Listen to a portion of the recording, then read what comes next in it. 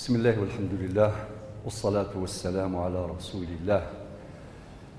أيها الإخوة الكرام، السلام عليكم ورحمة الله.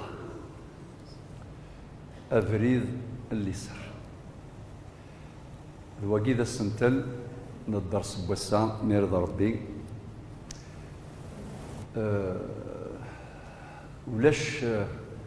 ولاش ونفغارا ليسر ذي الدونيثاك أكني نفغى ذي الدونيث ليسر نتراجو ذا ذي الأخرث أنا عدي ذي ليسر أفريد الليسر ذا فريد ينسيري ما كن من الله مزي مقر ذرقة صمتو ثصحى يوضن أكني بغوي الله ومذان يسوثر ذي ربي سبحانه ليسر. جميع الناس جميع الخلق في هذه الحياة يتمنون حياة اليسر، فحياة اليسر أمنية الجميع نتمنوها كاع. مادام نرجوها ونتمناها لابد أن نبحث عن أسباب تحقيقها. مادام نبغى ليسر أوها ربي إلى قنوالي ودي سمكتيوا باش أنخدم أين راغي السيوضن باش أنذبع أفريد الليسر. أنفذوس قول ربي عزيزا. لماذا المنطلق من القرآن؟ ممكن أنطلق من العقل والنقل كما قال السادة العلماء متلازمان. أبو حامد الغزالي صاحب الإحياء علوم الدين يقول التلازم القائم بين النقل والعقل كالتلازم القائم بين الضوء والبصر، بين الشعاع والبصر. إناياك نحواج النقل يعني ذي الوحي ذا ولا ربي ذا ولا النبي صلى الله عليه وسلم أو ذي العقل اللاغ يكسعن الميزان سيناكي كن الدكولا أماكن الدكول يزري أو كتفاف كيف ما إلا يوني ساعة يزري ذي طلام ويتوالي راه ولاش ثفاف. إما إلا ثلاثة ثفاف نتسا وريسعانا يزري لا يقنى النيس ويتوالي راه. إذن كلاهما يلازم الآخر ويكمله. ونحن أيضا وهذا منهج أهل السنة والجماعة نجمع بين النقل والعقل. النقل هو الوحي الطاهر بشقيه كتابا وسنة. ما دين الوحي القرآن يكون السنة. ما دين العقل ذا لا العقل اللي غدي فيك ربي ونعمة من نعم الله ذي وتس النعم يدي فيك ربي سبحانه ثم قرانت ذيك الميزان. العقل يسعى الميزان يتحزيب يتوالي الآثار الجانبية قبل هذه يخدم حاجة هذه يخمم هذه بعد هذه يفك الرسائل يقول باش هذه يستحي هذه يخدم الشغل ويخدمها إلى آخره. النقل الوحي ربي في آيات كثيرة أذكر منها في سورة الجاثية الآية 18 ربنا ثم جعلناك على شريعة من الأمر فاتبعها ولا تتبع أهواء الذين لا يعلمون. اسمي ربي ثشرعيث شريعة سميت شريعة لاستقامة أحكامها وعدم اعوجاجها لأصالتها لصفائها. ذي اللغة العربية ما شرعة الماء المعنى يسمص منبع الماء، العنصر شرعة الماء، المعنى يس العنصر لو دو سورس دين السويغمان بذرار يكفى ووال. وقيد اللغة العربية دي معجم العين للإمام خليل بن أحمد الفراهيدي، نغ صاحب لسان العرب، نغ يعني أهل اللغة معاجم اللغة أكيد النات. وإذا غير المعنى وايض الشرعة من الاستقامة، الشريعة يعني مستقيمة. إذن سميت أحكام الشريعة بالشريعة لسببين: الأول لاستقامة أحكامها، اثنين لصفائها. أما كن زديث ومان بذرار أكني ازديث شرعيث. تجد سورة الجاثية الآية 18: ثم جعلناك على شريعة من الأمر فاتبعها. ربنا قال فاتبعها ولا تتبع أهواء الذين لا يعلمون. وفي سورة الفاتحة قد نقرأ اهدنا الصراط المستقيم، يعني ذا فريد اللي سر الصراط المستقيم، ذا فريد اللي سر طريق ذنتيك الصواضن الصواض وين يذبعنا فريد المستقيم يدينا ربي ذنفي وسعر قرا وفريد لا يضيع. نكون ذي الدولي لو كان اكي عرقو فريد استقلقوا اتسقسيض من الدن سورتو ما تحارض اتوض رونديفو يليك يعرقك وفريد اكي كشميون بغفل انشتيلات اجفد جي بي اس ثلاث لا تكنولوجي جي بي اس لوكاليزاسيون الى اخره. اثاني يروح الانترنت يعرقك وفريد ندوني تتقلقوا يوقذوا ما يعرق وفريد غلا خرث.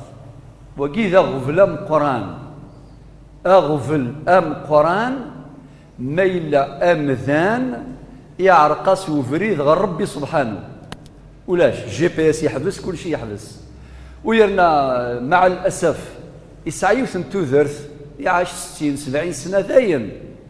اما كي نكون نقرا دائما ولاش سيسيون دو راتراباج ثلا اون سول سيسيون يوث، يعني يوث توذرث ما تقرز مولاش بقى على خير.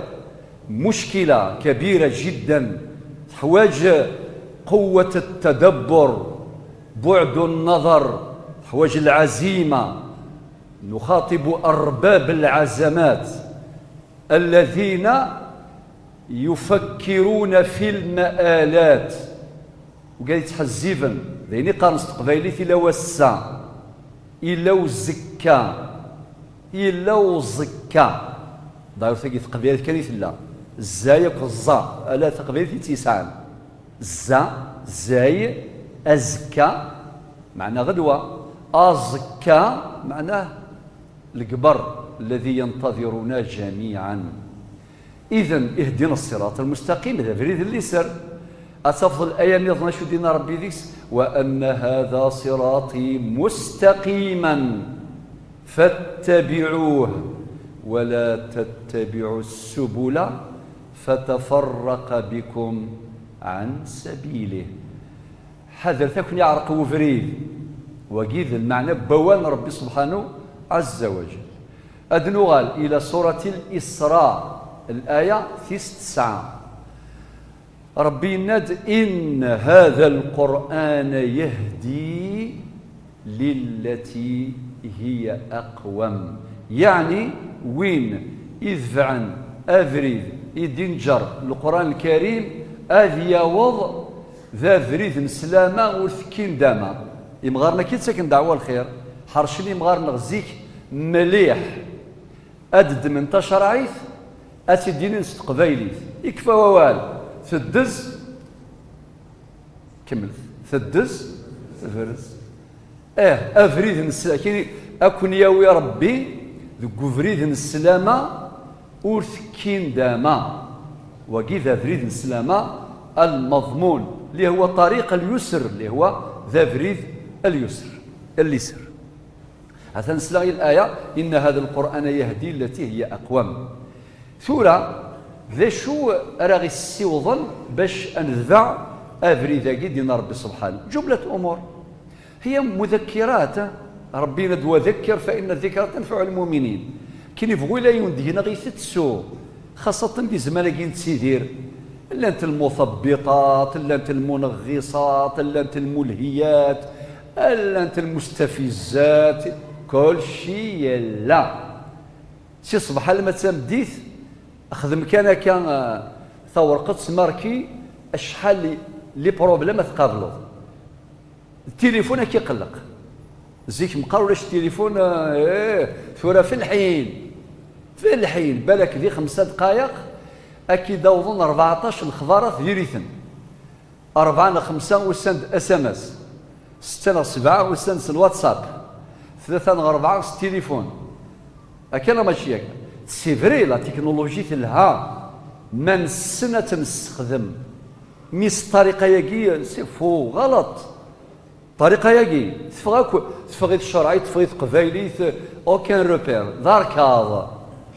يزمر تيضي الجمعه ناض زالو كي ديال الاس ام اس عادي وين في دي السيول ولا تخمي راه سيني الفلاني اثن تورا ذي الجامعه والو ثم يير استخدم ذواقي تهودون ثواشولين ذواقي يكسلوغون اولاون ذواقي يزمن العلاقات ذواقي دي خلقن الفتن والمشكلات سوء استخدام التكنولوجيا يصنع المنغصات والفتن ويدمر العلاقات لما بسوء الاستخدام أما التكنولوجيا في حد ذاتها لا حكم لها فالقاعدة الفقهية واضحة أن الأحكام الشرعية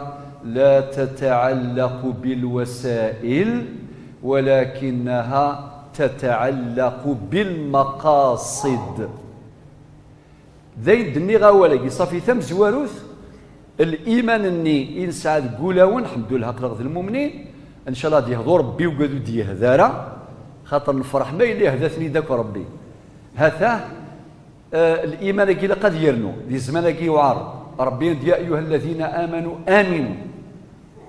آمنوا معنى فورتيفيث أوغمونتي الإيمان نون أوغمونتي يعني إن صح التعبير طبعا الكلمات تترجم المعاني لا تترجم الألفاظ ولاش اللفظة القرآنية متميزة ولكن ما ديني آمن ونفهم باللي في تسفذ زكدة الإيمان و فورتيفيث الإيمان معناه كل ما يقوي الإيمان قم به وكي المعنى يس المحافظة على الصلاة سبب يعني ما يحرز تظليثيس أكنك حرز تظليث أتي حرز ربي أمزوروث إن الصلاة كانت على المؤمنين كتابا موقوتا مع مراعاة الأحكام الفقهية من التمييز بين وقت الفضيلة والوقت الاختياري والوقت الضروري هنا يتدخل الفقه من أجل ضبط المسائل لا في دو روت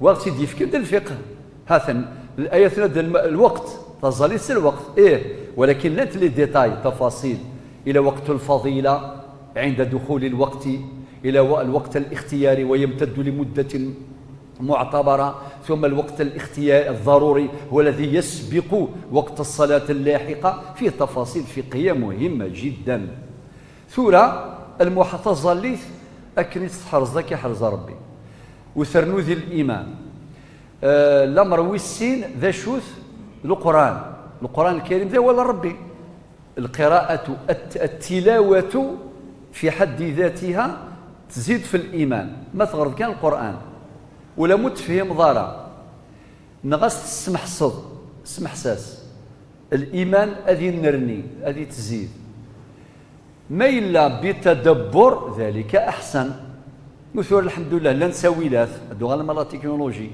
أتخدم تفسير الآية يتبغيض أكيد يستفهم يا ناس اللغة يتبغيضها تبغيض قبايلي تبغيض تعرف تبغيض انجليزي تبغيض الماني الحمد لله صافي فكي ذيني قلهان من فوائد التكنولوجيا ان العلم يعني سهل نقله وسهل ميسر تحصيله لمن اراد على ان يكون حذرا في اخذ العلوم والمعارف من هذه الوسائل، لأنها ليست مصدرا موثوقا دائما.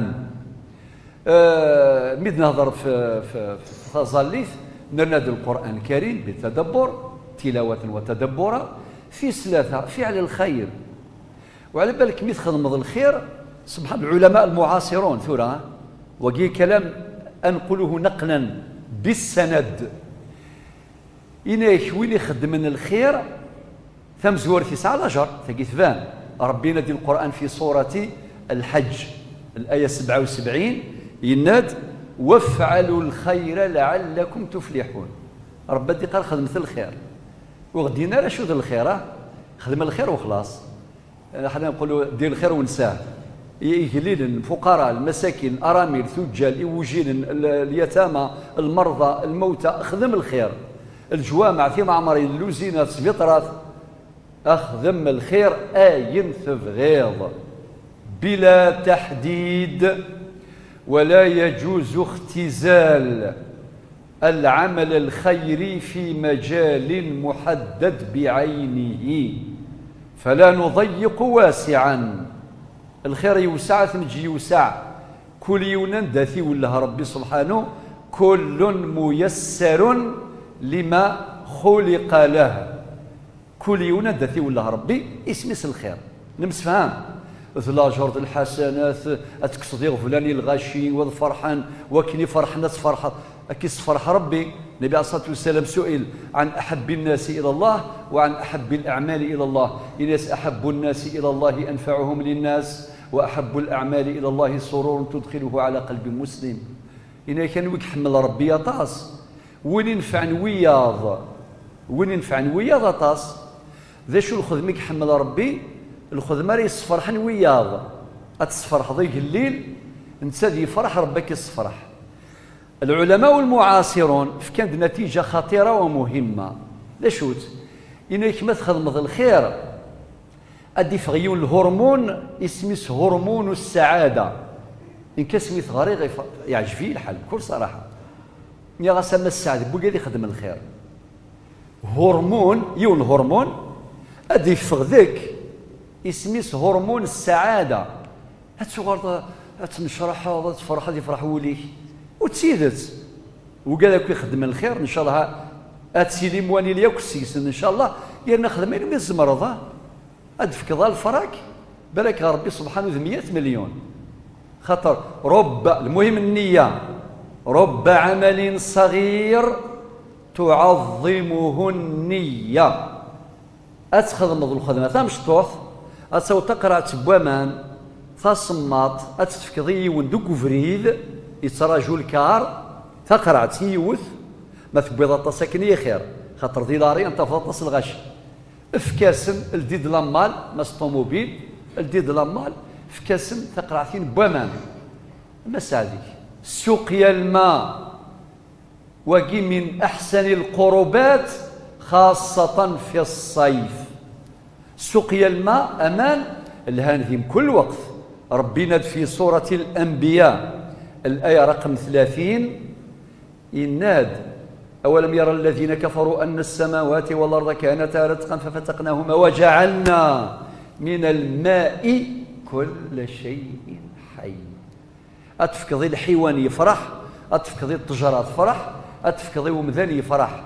سقيا الماء صافي غادي نيغ ورح قرار الخير لا تحقرن من المعروف شيئا. خدم كان الخير ما تخدم الخير الصفض هرمون السعادة ديفاغ وتسيليض سعيد.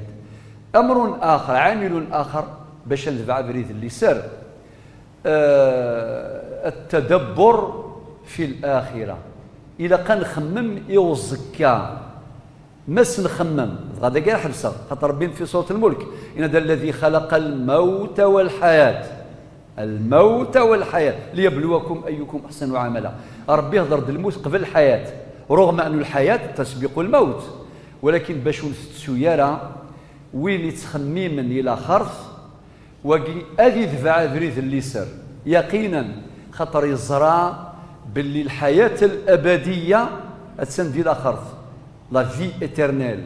الحياة ما تساقي خاطئ ثاقي باتفاق نمسفهمك باللي الدوني ثاقي ذا خم لازيب سيدي باساجي أشحال نقيمون زرارة الدس المثوى لكل أجل كتاب أمذياز يناياس صلاة في النبي الطاهر نتسان ذباب الشفاعة ثقسيط الموت زيغ ثوعار أشحال فردان تسعة يقفغو يغزف العمر لابد دوض الساعة منسح الزيفي لاخرث أنهجي أعوين الزاد أعوين أراغ ينفعن في رحلة الخلود صفرام قرآن ذي لاخرث ميلا نقرز تمسالاقي أنعمر الدونيث أنزرع ذي الدونيث أين نغلث ذي لاخرث والخاتمة تكمن في قوله تعالى في سورة الكهف الآية الأخيرة الآية 110 فمن كان يرجو لقاء ربه فليعمل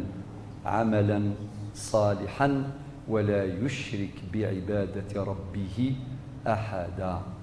السلام عليكم.